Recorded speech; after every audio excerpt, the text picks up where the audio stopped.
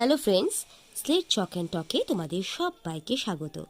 আজকে বীরবলের একটি মজার গল্প তোমাদের কাছে পাঠ করে শোনাচ্ছি। গল্পটির নাম পরোপকারী বীরবল। বীরবল শুধু রসিক ও বুদ্ধিমান ছিলেন তাই নয়, তিনি ছিলেন একজন প্রকৃত দেশভক্ত এবং পরোপকারী। পরের কষ্ট দেখে তিনি স্থির থাকতে পারতেন না। একদিন বীরবল বাড়িতে বিশ্রাম করছেন, তার কন্যা তার জন্য ফলাহার নিয়ে উপস্থিত। ঠিক সেই সময় একজন মানুষ এসেছেন তার সঙ্গে দেখা করতে। তিনি বীরবলের উদ্দেশ্যে বলেন, এই যে বীরবল, তোমাকে বাড়িতে পেয়ে খুব ভালো হলো। বীরবল বলেন, আরে চিত্রকর্ম সেজে, আসুন আসুন, তুই ভেতরে যা তো মা। বাড়িতে তোমাকে এখন না পেলে রাতে আবার আসতে হতো, বলেন চিত্রকর মশাই। বীরবল বলেন, কেন, কোনো দরকার আছে নাকি? নিন, ফলাহার করুন। চিত্রকর বলেন, আর ফল খাওয়া, এদিকে ভাত রুটি বন্ধ হওয়ার জোগাড় হে। বীরবল বলেন, কেন, আপনার ছবির তো বেশ ভালো কদর। চিত্রকর দুঃখ করে বলেন, আরে ভাই, কদর তো সম্রাটের কাছে, কিন্তু আমি যদি তার কাছে যেতে না পারি তবে আমার ছবি যাবে কি করে? আর ছবির দামই বা কে দেবে?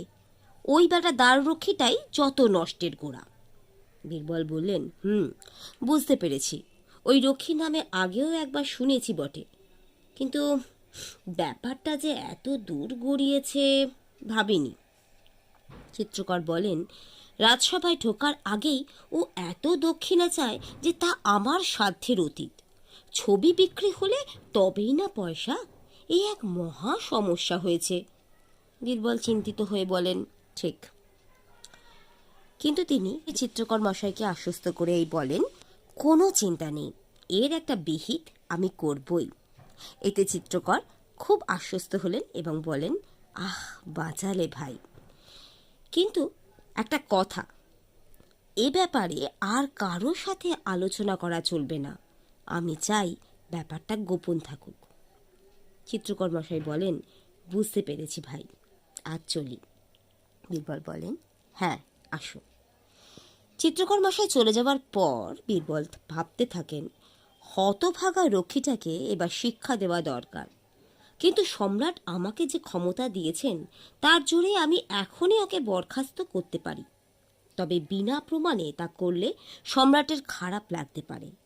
অথচ এটা এমনই একটা ব্যাপার যে বেশি দিন চললে সম্রাটেরই বদনাম হয়ে যাবে। না, যা করার তা দ্রুতই করতে হবে। ভাবার সাথে সাথে তিনি একটা পরিকল্পনা করে নিজেকে একটা বুড়ো মানুষ সাজালেন এবং মনে মনে বলতে লাগলেন, হয়েছে, এবার শুধু ছোট্ট একটা পরীক্ষা। বলেই তিনি, খুকু, ও খুকু, একটু শোন তো মা এদিকে, বলে তার কন্যাকে খুব জোরে জোরে ডাকতে লাগলেন। কন্যা বাবার কাছে আসতে গিয়েই থ মেরে যান। আরে এ কি, কে আপনি, এখানে কি করছেন, বাবা কই? মেয়ের এই অবস্থা দেখে বীরবল খুব জোরে জোরে হাসতে থাকেন। তিনি বলেন, চিনতে পারছিস না তো? এইটাই চেয়েছিলাম, একটু বেরোচ্ছি আমি, তোর মাকে বলে দিস। খুকু তো থ। এরপর তিনি রাজবাড়ির উদ্দেশ্যে রওনা হলেন। মনে মনে বলতে লাগলেন, ব্যাপারটা এমনভাবে করতে হবে যাতে সম্রাট নিজেই রক্ষীটার বিরুদ্ধে ব্যবস্থা নেন। রাজপ্রাসাদে গিয়ে তিনি দরবারে ঢুকতে গেলেই রক্ষী এই দাঁড়াও বলে তার পথ রোধ করেন এবং বলে, কে হে তুমি? বলা কওয়া নেই, সোজা ভেতরে চলে যাচ্ছ, কি দরকার দরবারে? বীরবল বেশে বৃদ্ধ বলেন, তোমায় কেন বলবো? সম্রাটের আদেশ মতো সবাই দরবারে যেতে পারে। পথ ছাড়ো, আমি একজন কবি, শুনেছি সম্রাট গুণীর কদর করেন। তা শুনে রক্ষী হেসে ওঠে হ্যাঁ হ্যাঁ করে, বেড়ে বলেছ কর্তা। এতে এত হাসির কি হলো শুনি? সম্রাট কি সবার জন্য সমান অধিকার ঘোষণা করেননি?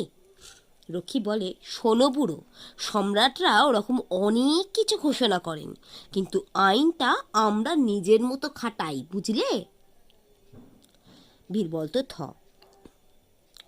বীরবল তখন তাকে এক প্রস্তাব দেয়, বেশ, ভেতরে যাওয়ার জন্য কত নেবে? এবার রক্ষী বলে, পথে এসো, কবিতা বলে যা পাবি তার অর্ধেক।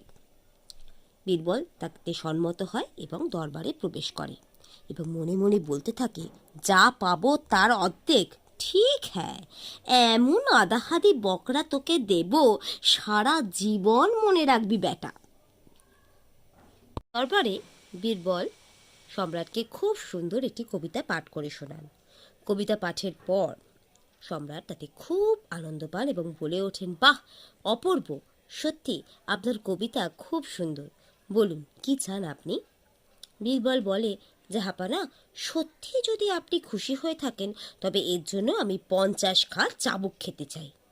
শুনে তো সম্রাট থ। কি? সবাই বাকিরা বলতে থাকে, মাথা টাথা খারাপ নাকি? বীরবল কিন্তু অবিচল। তিনি বলেন, সম্রাট, আমার এই প্রার্থনা যদি পূরণ করেন তবে সেই হবে আমার সবচেয়ে বড় পুরস্কার। কি আর করেন সম্রাট? তাকে বলেন, বেশ, নিয়ম মতো তোমার প্রার্থনা পূরণ করতে আমি বাধ্য। একে চাবুক মারা হোক। যে চাবুক মারবে সে তো অবাক। সে মনে মনে বলতে থাকে, কি লোক রে বাবা, স্বাদ করে চাবুক খেতে চাইছে, অদ্ভুত। তাকে দেখে বীরবল বলেন, এসো ভাই। এদিকে সম্রাট তো খুবই চিন্তিত। তিনি ওই ব্যক্তিকে বলে, ওরে শোন, একটু বুঝে সুঝে মারিস, এসব কবি মানুষ, চোর ডাকাত নয়। হুকুম বলে সেই লোকটি বীরবলকে চাবুক মারতে আরম্ভ করে।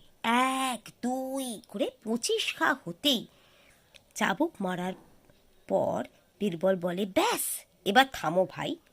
লোকটি তো অবাক, সেই সঙ্গে সম্রাটও। তিনি বলেন, কি হয়েছে কবিবর? হতভাগাটা নিশ্চয়ই খুব জোরে মেরেছে। ওই এক ওর স্বভাব, মোটে আসতে মারে না। বীরবল বলেন, না সম্রাট, না, ওর এতে দোষ নেই। দয়া করে আপনার দ্বাররক্ষীকে ডেকে পাঠালেই সব বুঝতে পারবেন। দ্বাররক্ষী হাজির হলে তিনি বীরবলকে বলেন, এবার বলুন কবিবর। বীরবল বলে ওঠেন, সম্রাট, এ বন্ধুর সাহায্য ছাড়া আপনাকে কবিতা শুনিয়ে কোনো পুরস্কার পাওয়া সম্ভবই ছিল না। এর কাছে আমি প্রতিজ্ঞাবদ্ধ যে যা পাবো তার অর্ধেক একে দেব। অতএব বাকি 25 খা ওর পিঠে পড়ার কথা। সম্রাট, কি বন্ধু, ঠিক না? এই শুনে দ্বাররক্ষী চিৎকার করে বলে ওঠে, না। বীরবল তখন বলে, কেন না? কেন? শর্ত অনুযায়ী পুরস্কারের অর্ধেক তুমি নিতে বাধ্য, আমি ঠকবাজ নই। সম্রাট মনে মনে ভাবতে থাকেন, ব্যাপারটা কেমন যেন লাগছে, এ কবি অত্যন্ত বুদ্ধিমান। সম্রাট কবিকে বলেন, হে কবিবর, সমস্ত ঘটনা আমায় দয়া করে খুলে বলুন তো, কিছুই বুঝতে পারছি না। বীরবল তখন বলেন, বেশ, তাহলে বলছি সম্রাট। এই দ্বাররক্ষী অত্যন্ত অসৎ এবং লোভী। আপনার আদেশ অমান্য করে এ সবার কাছ থেকে দরবারে আসার জন্য অর্থ আদায় করে। এরকম চলতে থাকলে আপনার বদনাম তো হবেই, সেই সঙ্গে গুণীজনদেরও আসা বন্ধ হবে। বহুদিন ধরে এই ব্যাপারটা চলছে সম্রাট, একে ধরিয়ে দেওয়ার জন্যেই এই কৌশল বেঁধেছি আমি। সম্রাট তো রেগে আগুন। তবে রে, আমার কাছে কাজ করেও তোর অর্থের প্রয়োজন মেটে না? এই, কে কোথায় আছিস? একে নিয়ে গিয়ে আরো 50 খা লাগা। তারপর তিনি বীরবলের উদ্দেশ্যে বলেন, ধন্য আপনি কবিবর, আজ আপনি সারা দিল্লির মান রক্ষা করেছেন। আপনি ঠিক আমার বীরবলের মতো দেশভক্ত।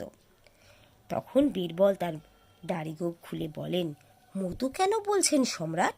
আমি বীরবলই। তা দেখে সম্রাট বলেন, বীরবল তুমি?